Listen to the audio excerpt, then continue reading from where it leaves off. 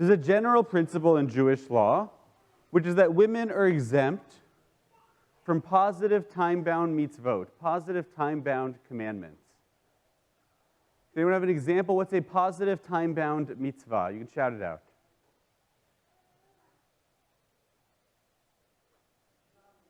Davening, right? Prayer has to happen at a specific time. It is bound by time.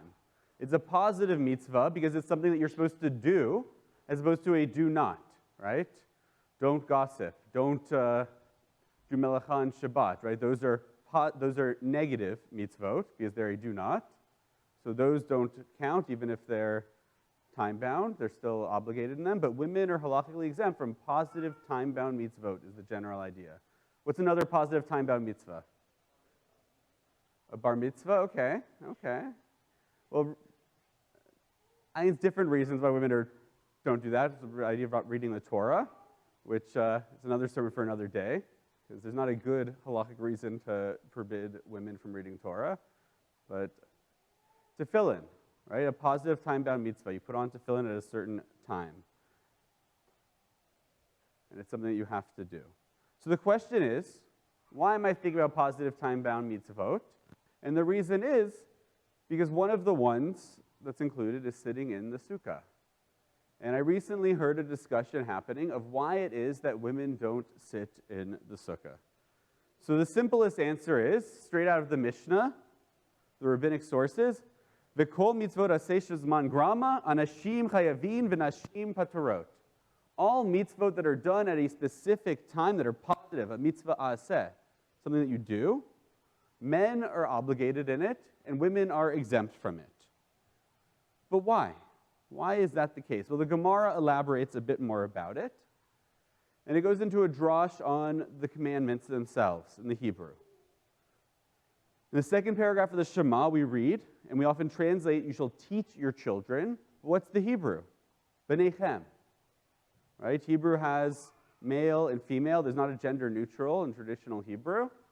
And so here the rabbis read B'neichem not as all of your children, as you could certainly interpret it and read it that way, I think very legitimately, but instead they read it as your sons, right? Not your daughters. So they lump all of these other mitzvot in there, like tefillin, which is also derived from that same paragraph in the Ve'ahavta,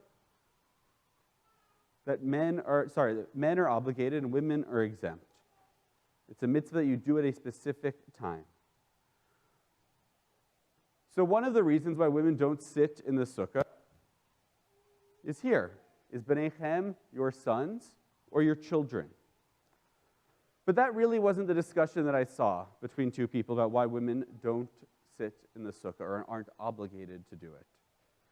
And there are other answers that we hear more often. One of them is an answer from the Abu Durham, a Spanish rabbi from the 1300s.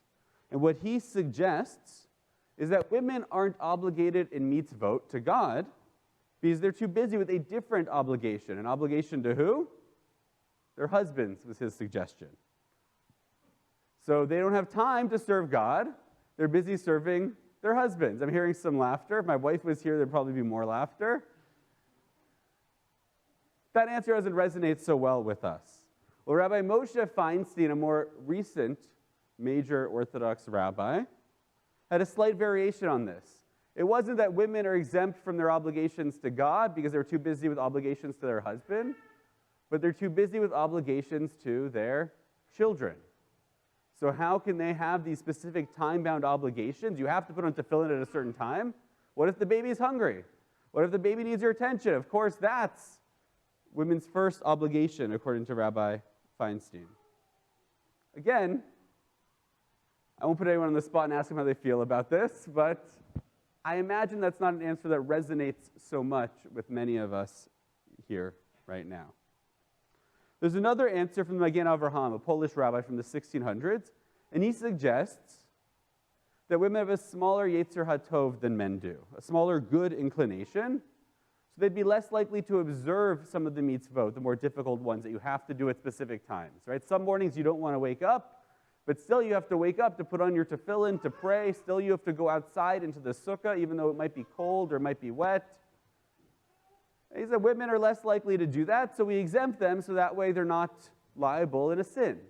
Because that's what the violation of a mitzvah really is, even though we don't talk about that very often in synagogues. We don't use the word sin, right? The avera in Hebrew sounds a lot nicer.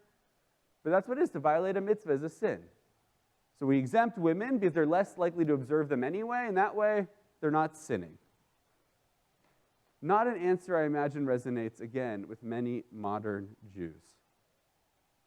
Two of the more popular and most commonly heard explanations, at least that I hear, are actually very similar. One is Rabbi Samson Raphael Hirsch, a German rabbi of the 1800s. He's the intellectual founder of modern orthodoxy today. And he suggests that it's not about women being inferior or subservient to men, because they're better than men. They're actually on a holier level, and mitzvot are meant to remind us about God. Mitzvot are meant to remind us about Jewish values. Mitzvot are meant to help put down our yetzer hara, our evil inclination. And women don't need as many mitzvot because they're essentially holier than men are. Right? A similar version is the Lubavitcher Rebbe, Menachem Mendel Schneerson, the final Chabad Rebbe, and he suggests that women are simply closer to God inherently. They're more spiritual than men, so they don't need these physical practices in order to maintain that relationship with God, while men do. So despite, for a couple thousand years, Jewish communities being more or less unanimous that women are exempt or even forbidden from certain mitzvot, the reasoning why has changed. Different communities have had different explanations, different rabbis, different movements. They've had different understandings about why it is that this is the case. But it's that last answer that always interested me. Women are holier, so that's why they're exempt. It seems the least offensive in the modern world, and the one that I hear most often today from people trying to justify why women are exempt or excluded from certain mitzvot. But as the English philosopher John Stuart Mill, the great British philosopher, wrote in his essay on women's rights, it's most often those who claim that women are indeed superior to men who are the very ones who treat them that if they're not equal. In his words, it's a complimentary face on an injury, which is what it is. Women are too holy, they're too good, that's why they don't have to do this, and we exclude them. It's trying to put a nice spin on what is simply exclusion. And I point this out because I think that even though that answer is still very popular today in the Orthodox and even the non-Orthodox world, there are those in the non-Orthodox world who view that not as a derogatory, the exemption, not as an injustice, but something very positive.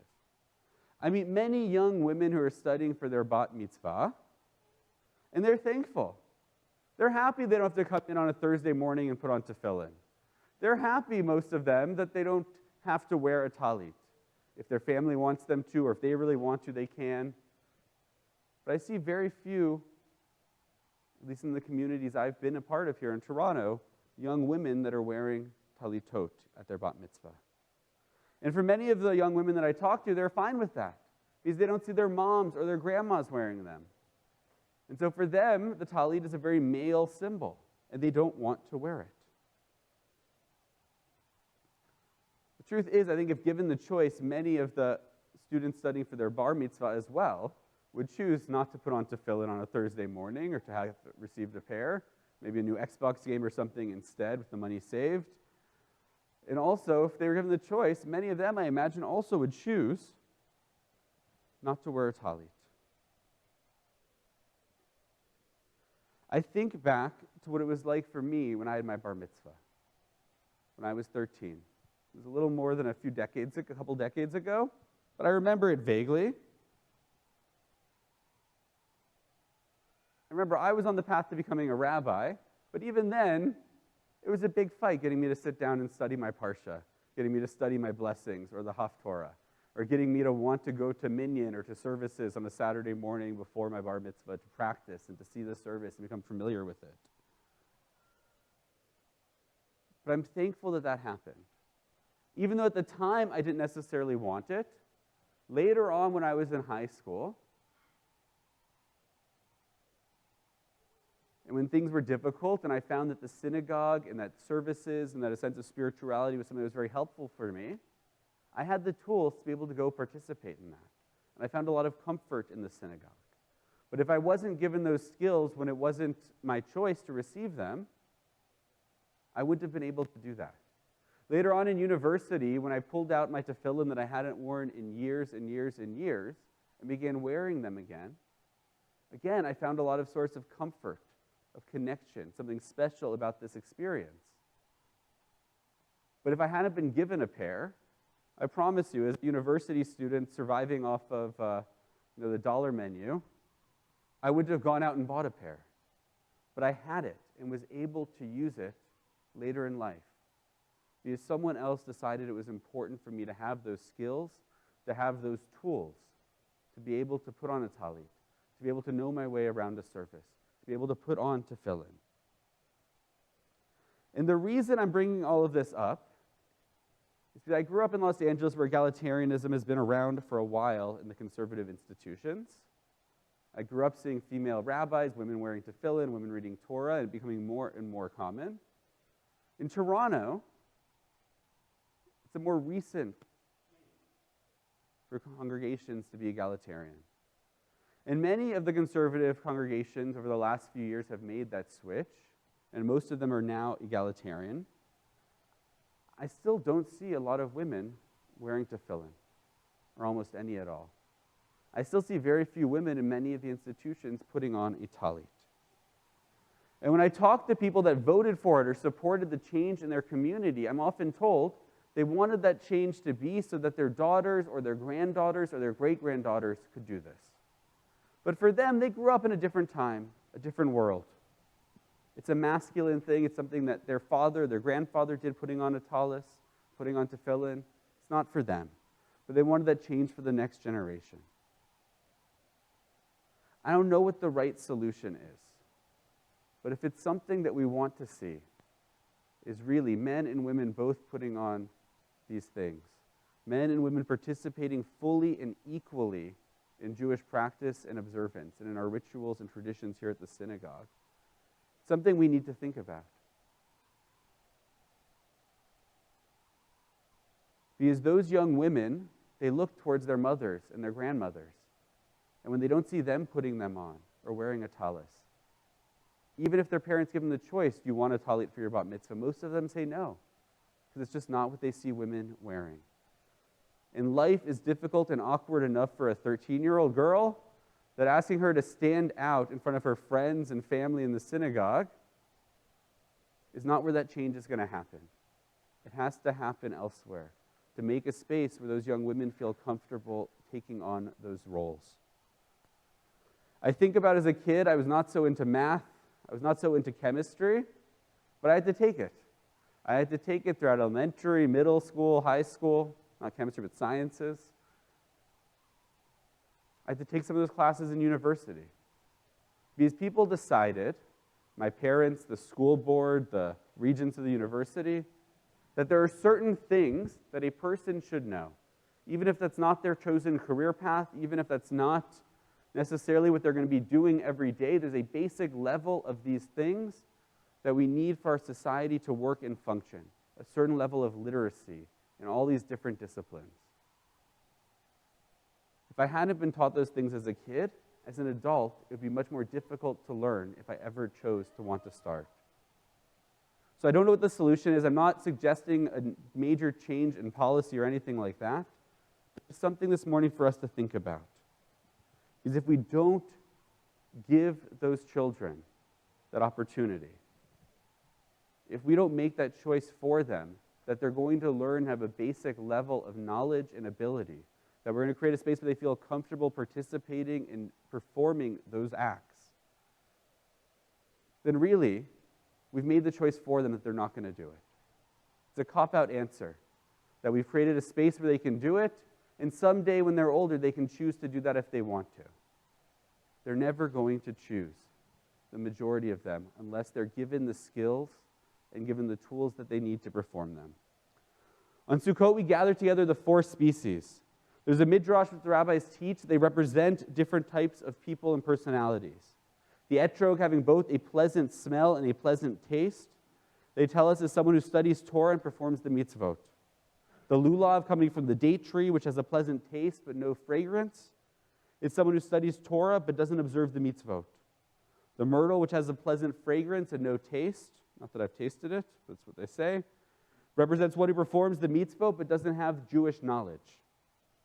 And the last one, the willow, which has neither fragrance nor taste, is somebody who has neither knowledge nor observance. Now, there's a beautiful drash off of this teaching, and it's the usual lesson that people do off of this. We still need all four. We gather them together because we need all types of Jews, everyone in our community. But my question is, do we really need that? It's great that everyone should feel welcomed and included, no matter their observance level, no matter their knowledge level. But isn't the goal really that everyone would be an etrog, that everyone would have knowledge and practice? It's the most expensive of all of the species. The lulav is a pretty good second place, knowledge without practice, because it's easy for that knowledge to later become practice.